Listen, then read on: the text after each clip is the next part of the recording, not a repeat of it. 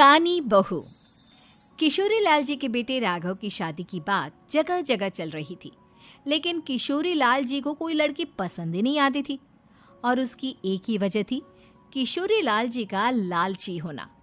उनको लड़की वालों से मोटा दहेज चाहिए था और इसी चक्कर में एक दिन वो एक बहुत पैसे वाले के घर अपने बेटे का रिश्ता लेकर पहुंचे। उस आदमी का नाम था ओम प्रकाश।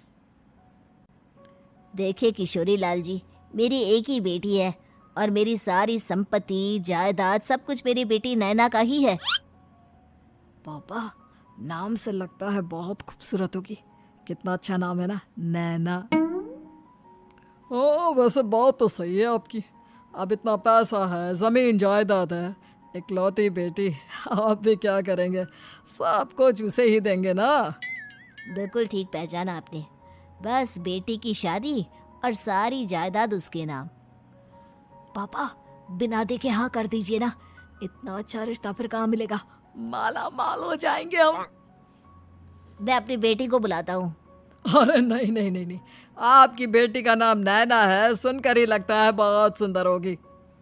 रहने दीजिए अंकल, मैं तो आपकी बेटी के नाम से ही इतना खुश हो गया हूँ कि उसे बिना देखे शादी करने को तैयार हूँ। अब तो मैं उसका चेहरा सीधे शादी के बाद ही देखूंगा। और इस तरह राघव नैना का चेहरा नहीं देखता और उससे शादी कर लेता है। शादी के बाद अपनी सुहाग रात पर जब राघव नैना का घूंघट उठाकर देखता है तो नैना की आंखें बंद थी। कितने खूबसूरत हो तुम नैना, जरा अपनी आंखें खोलकर मेरी तरफ देखो तो सही। नहीं, मुझे शर्म आती है। अरे, मैंने तुम्हें शादी से पहले भी नहीं देखा, और अब अगर तुम आंखें खोलकर मुझे देखोगी भी नहीं तो मुझे अच्छा कैसे लगेगा? इससे पहले कि नैना अपनी आंखें खोलकर राघव की तरफ देखती, अचानक से लाइट चली गई और राघव नैना को पूरी तरह से देख भी नहीं पाया। अगली सुबह नैना राघव के लिए नाश्ता बनाकर लेकर आई। अरे ये क्या, आधा पराठा सेका हुआ है और आधा बिल्कुल कच्चा। ये तुमने क्या किया नैना? बहू, तुमने क्या आधा पराठा तवे से नीचे लटका कर रखा था, जो आधा सेका है और आधा कच्चा? मुझे जितना दिखेगा उतना ही तो सीखूंगी ना पापा जी। जहाँ जहाँ मुझे नजर आ रहा था वहाँ मैंने सीख लिया, जहाँ जहाँ नहीं दिखा वहाँ कच्चा रह गया होगा। इसका क्या मतलब है? ये कैसा मजाक कर रही है तुम? अरे बहू, तुमने इतना लंबा घूंघट क्यों लगाया हुआ है? देखो, हमारे घर में बहुओं को बेटी की तरह रखा जाता है, और फिर तुम तो इतना सारा माल लेकर आई हो। देखो, ये घूंघट डालकर रखने की कोई ज़रूरत नहीं है। हाँ नैना, पापा जी ठीक कह रहे हैं, तुम तो आराम से रहो, अपना ही घर समझो। नैना अचानक से अपना घूंघट उठा लेती है। अरे ये क्या पापा, नैना की तो एक आंख फूटी हुई है। नाम से नैना, लेकिन ये तो कानी बहू निकली। मेरे साथ धोखा हुआ है, धोखा।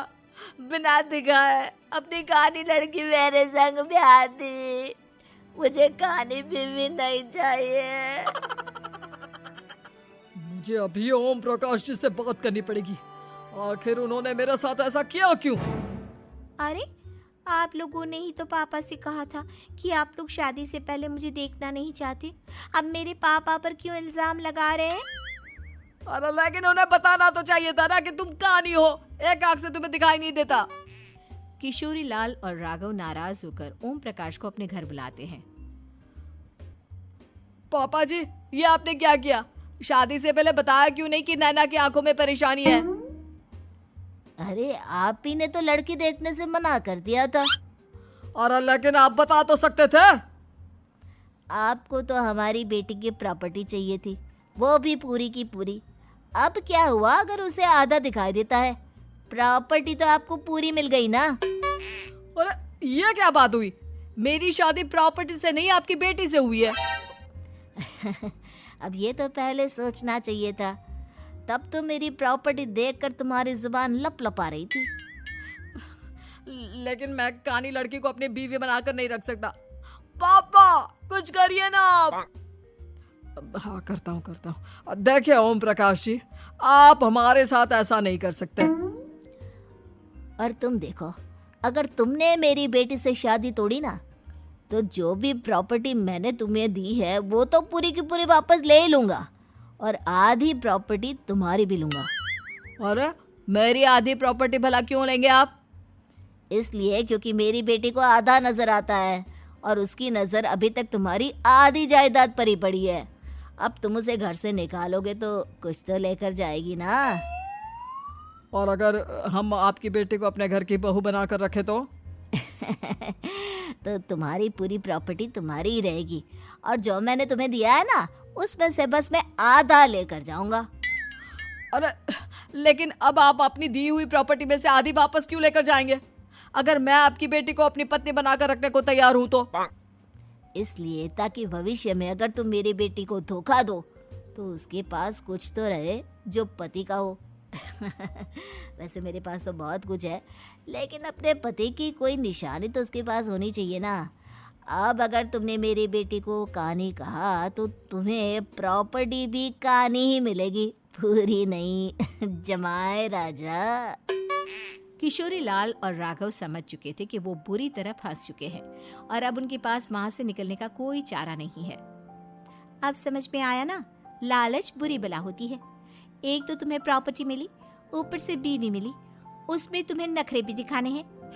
आए बड़े, चुपचाप बैठो दोनों। कुछ दिनों के बाद नैना राघव की कार लेकर बाजार घूमने निकलती है और जब कार लेकर वापस आती है, ये क्या? एक तरफ से मेरी गाड़ी पूरी खराब हो चुकी है। लगता है तुमने मेरी गाड़ी को किसी दूसरी गाड़ी के साथ एक्सीडेंट किया है। अरे अरे कितना बड़ा नुकसान कर दिया तुमने बहू। वो क्या है ना पापा जी, मुझे एक आंख से दिखाई नहीं दे रहा था, सामने से गाड़ी आ रही थी। मुझे तो सिर्फ आधा ही दिखाई दिया और वो गाड़ी मेरी कार से रगड़ते हुए निकल गई। अब मैं क्या करूं बताओ? आप इसे ठीक कराने के पैसे कौन देगा? तुम्हारे पापा। तुमने मुझसे इस तरह से बात की? अभी रुको। नैना राघव की शिकायत ओम प्रकाश को कर देती है। देखो राघव, अब जो मेरी आधी प्रॉपर्टी तुम्हारे पास थी ना, उसमें से आधी और मैं लेकर जाऊंगा, क्योंकि तुमने मेरी बेटी को डांटा। अरे नहीं नहीं पापा जी, गलती हो गई, माफ कर दो। गलती की तो कोई गुंजाइश ही नहीं। अगली बार मेरी बेटी को डांटा तो बची हुई आधी में से आधी और ले जाऊंगा। लालच के चक्कर में हम दोनों ने बहुत बड़ी गलती कर दी बेटा। एक तो तुम्हें कानी बहू मिली और ऊपर से जो माल मिला वो भी काना। इस तरह राघव की हर एक गलती पर ओम प्रकाश उसकी प्रॉपर्टी का आधा आधा हिस्सा लेकर अपना सारा माल वापस ले गया और राघव को कानी बीवी से काम चलाना पड़ा। भाई लालच वाकई में